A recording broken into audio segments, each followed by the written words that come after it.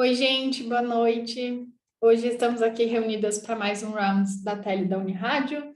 Lembrando que esse é um conteúdo exclusivo para médicos veterinários e estudantes de medicina veterinária. E hoje eu segui na mesma linha da vez passada e trouxe mais uma variação anatômica que eu achei bem interessante. É um caso da Marina, nossa radiologista. Ela levou esse caso para discussão ali no nosso grupo. Então, eu trouxe para compartilhar com vocês que eu achei bem interessante o achado. Então, era um paciente canino, SRD, de 15 anos, era uma fêmea castrada. O tutor relatou que o animal tinha tosse e nos últimos meses essa tosse estava mais frequente e que ela estava mais agitada nos últimos dias. De sinais clínicos, ela tinha sopro, tumor de mama e hérnia umbilical. E a suspeita clínica, então, era cardiomegalia e colapso de traqueia. Então, aqui são as imagens que a Marina avaliou. Então, a gente tem duas laterais. Tem essa também. Então, aqui a gente vê um aumento da silhueta cardíaca. A Má não está aqui hoje para falar dos achados dela, né? Então, eu já vou passar para o laudo, para a gente ver o que a Má descreveu, e daí a gente volta nas imagens. Mas aqui a gente consegue ver aumento de volume aqui. Não sei se é isso que eles falam da hérnia umbilical. Grande, né? Não sei. Tinha histórico de tumor de mama? Ah, tumor de mama. Então é isso. Tumor de mama. A cavidade gástrica que tem alimento, tem alguns corpinhos estranhos, que a Má, eu acho que descreveu também. Então, aqui a VD, a gente consegue ver aqui também os corpinhos estranhos. O coração aumentado, né? Dá para ver que tem um aumentinho aqui de átrio esquerdo. E vamos ver o laudo da Má. Então, estudo radiográfico de tórax da região cervical em ampla colimação nas incidências lateral direita, lateral esquerda e ventro dorsal. Ai, peraí, gente, que o negócio do zoom tá na frente. Presença de artefatos de contenção. Leve aumento da opacificação broncointersticial, sendo mais pronunciado na região de campos pulmonares dorso-caudal.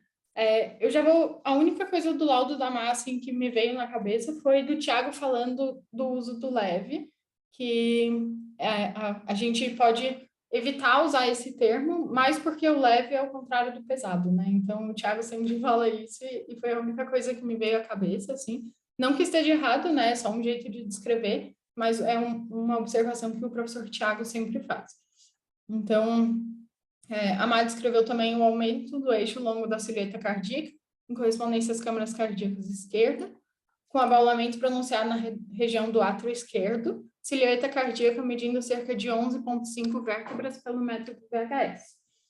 Traqueia com calibre preservado pelas incidências disponíveis, trajeto intratorácico elevado, secundário ao aumento cardíaco. Então, a Má descreve aqui o aumento da silhueta cardíaca, com esse abaulamento na região do átrio esquerdo, e aqui é o que ela fala do trajeto traqueal mais dorsal, né?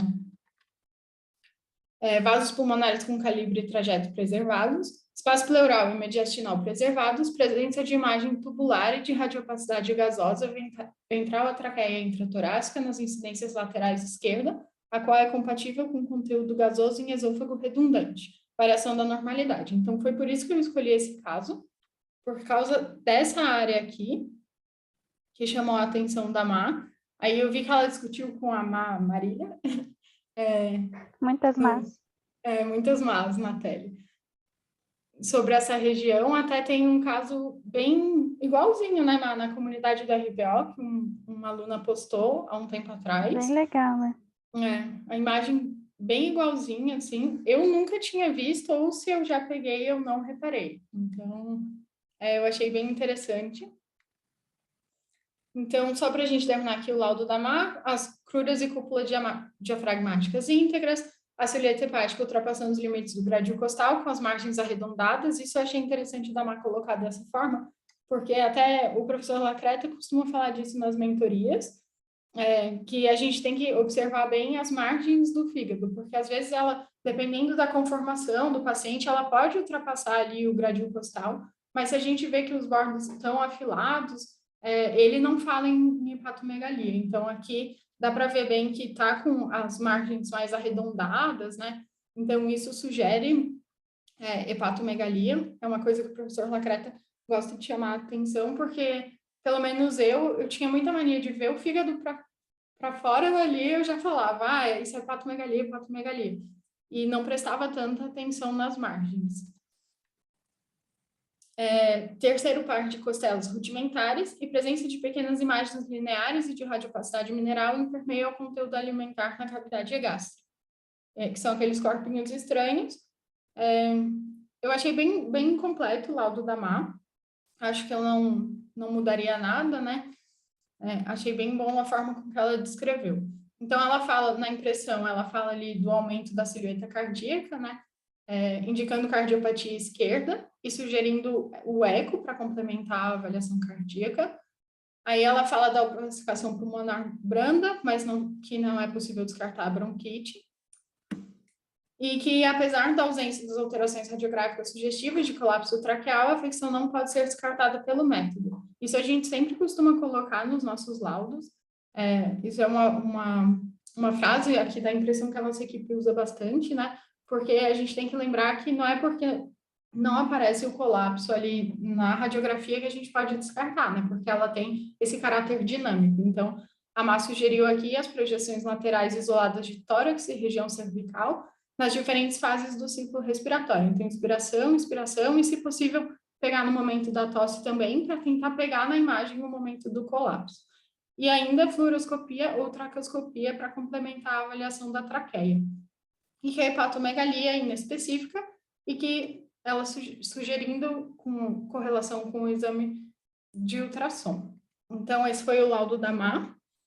E daí eu trouxe um pouquinho sobre o esôfago redundante, que é essa imagem que a gente viu ali nessa paciente e que pode gerar alguma dúvida. Então, o esôfago redundante, ele é uma área de dilatação esofágica, que a gente vai observar essa dilatação por gás ventral à traqueia. Ela pode ser também lateral, aqui nessas imagens, essas imagens são do livro de variação anatômica dural. Então, geralmente a gente vai ver essa imagem ventral, e ela aparece bem com esse formatinho de U, bem parecido com a imagem que a Má pegou, mas ela também pode estar lateral. É menos comum, mas pode ser visto assim. E nem sempre ela vai ser visibilizada. Então, muitos pacientes podem ter, mas a gente não vai ver no raio-x. Aí eles citam que a fluoroscopia ou o esofagograma, então, podem ser métodos um pouco mais fáceis da gente ver esse esôfago redundante. Então, ele é um achado incidental, né, como a Má colocou ali no laudo. Eu achei legal que ela não chamou atenção para isso na impressão, porque às vezes a gente chama atenção para alguma coisa, alguma variação da normalidade, e pode ser interpretado como uma alteração. Então, eu achei legal que ela deixou só lá nos comentários. E eu fui dar uma pesquisada e vi que ele é bastante comum em braquicefálicos, no bulldog inglês, no bulldog francês e no Shar-Pei. E eu encontrei esse artigo e trouxe um pouquinho para a gente discutir, que eles fizeram um estudo em cães braquicefálicos que tinham clínica respiratória, né, clínica de síndrome do braquicefálico, e eles fizeram fluoroscopia nesses pacientes. Então, foram 36 cães, e eles queriam ver a prevalência de hérnia de hiato, e daí eles já identificaram também anormalidades esofágicas, né, nesses pacientes. Então, eles fizeram exames em 36 cães, e 4 deles apresentaram um esôfago redundante. Um bulldog francês, um bulldog inglês, 2 francês e um Boston Terrier. Então, eu trouxe um pouquinho sobre o que eles falam, que eu achei bem interessante, assim, sobre a questão dos braquicefálicos, né? Que eles têm a clínica respiratória muito evidente. Todos, né? Então, às vezes, os outros sinais clínicos podem passar um pouco despercebidos. E eles falam bastante dos sinais relacionados ao trato gastrointestinal, que, com esses pacientes fazendo uma investigação um pouco mais, aprofundando um pouco mais na investigação clínica, eles viram que todos eles tinham clínica gastrointestinal também, principalmente regurgitação, no momento de se agitar, de fazer exercício. E daí eles fizeram essa investigação de hérnia de hiato nos pacientes. Isso porque a hérnia de hiato, ela pode ser secundária a essas doenças do trato respiratório superior pela alteração da pressão ali no tórax, né, o esforço respiratório. E com isso eles também observaram algumas alterações que podem ser secundárias à hérnia de hiato, como esofagite ou refluxo gastroesofágico. Então aqui eles botaram nessa tabelinha os achados. Então dos 36 pacientes, 31 deles tinham atraso no trânsito ali, no esvaziamento, né, na passagem do alimento. Eles fizeram um contrastado, né, do contraste no esôfago. 27 pacientes tinham refluxo gastroesofágico, 4 esôfago redundante e 16 tinham hérnia de hiato. E eles perceberam que a maior prevalência de hérnia de hiato, então, foi no bulldog francês. Aqui no estudo deles, todos os 16 pacientes eram bulldogs franceses. Então, eles perceberam uma maior prevalência do que já se tinha relatado nos estudos anteriores, e por isso eles chamam a atenção para a necessidade dessa investigação mais profunda do trato gastrointestinal dos braquicefálicos, porque a gente foca muito no respiratório e pode estar esquecendo essas alterações que podem ser até secundárias, né? Então, eu achei bem interessante o viés, assim, do estudo por conta disso, que realmente foi bem prevalente, assim, né? Todos eles com atraso ali no trânsito. Então, são coisas que também a longo prazo podem causar problemas, né, para esses pacientes. E foi isso. Eu achei bem interessante o artigo, depois eu compartilho com vocês, meninas. Mas eu achei interessante porque são coisas que a gente não dá muita bola, assim, né? E esses pacientes todos foram por conta de clínica, muitos já tinham feito cirurgias anteriores, não lembro se muitos ou se todos até, para tentar melhorar a respiração, assim. Então, e é isso. E esse é um achado que eu nunca peguei, eu acho. Eu Não nunca sei se você tinha já pego pegou. também só no contrastado. E daí eu nem me toquei também falando com a Marina. Daí depois a Marina encontrou no livro de variações. Mas é bem Sim, característico, né? Fica bem bonitinho. E eu não e esse paciente não era braquicefálico. Tipo, tinha o crânio em uma das imagens e não parecia.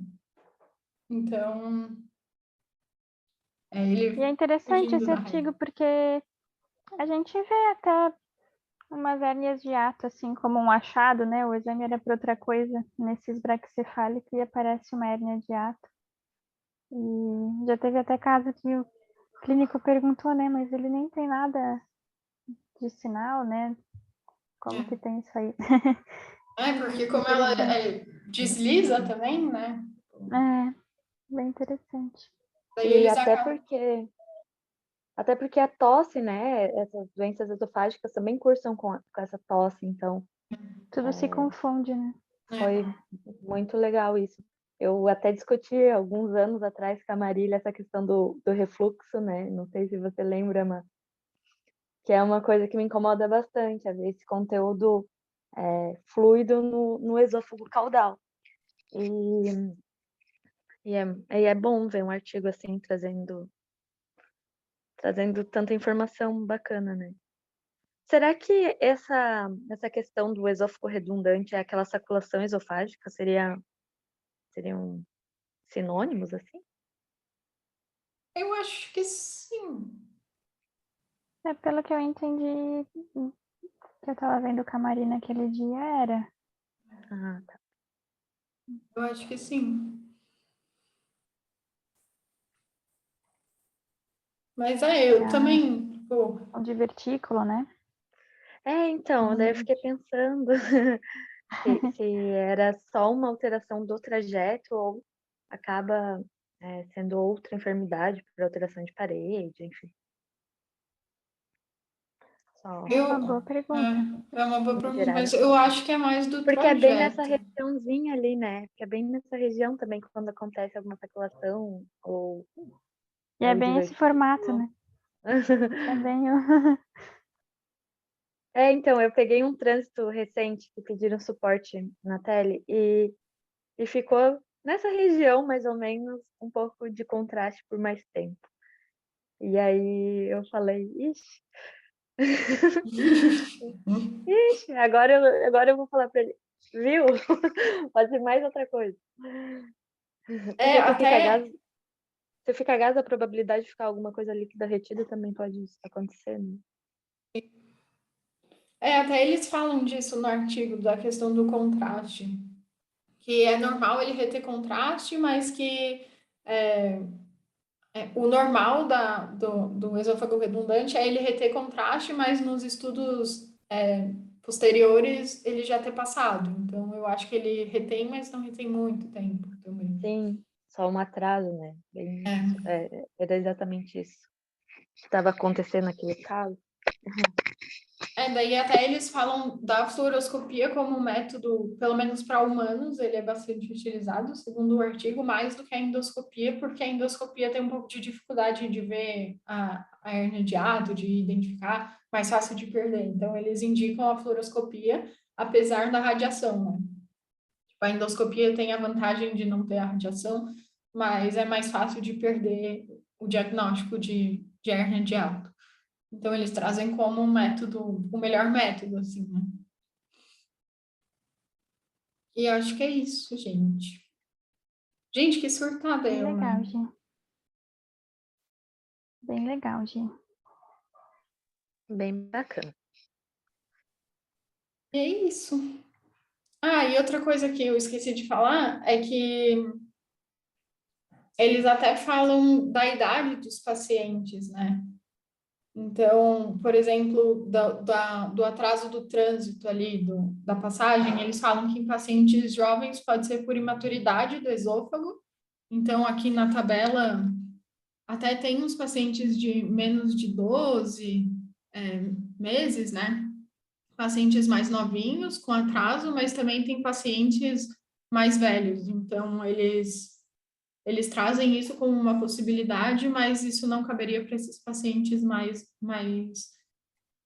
já com mais idade, né? Eu achei interessante também, porque eles não conseguiram muito explicar o que causa esse atraso em alguns pacientes. E acho que é isso, gente. Não sei se vocês têm mais alguma coisa para falar. Achei ótimo, Gi. Bem legal. Entendi bastante. E é isso, gente. Se alguém estiver assistindo e já tiver pego uma imagem assim, ou souber de alguma informação que a gente ainda também não sabe, pode deixar nos comentários. E é isso. Boa noite, meninas. Boa noite, Gi.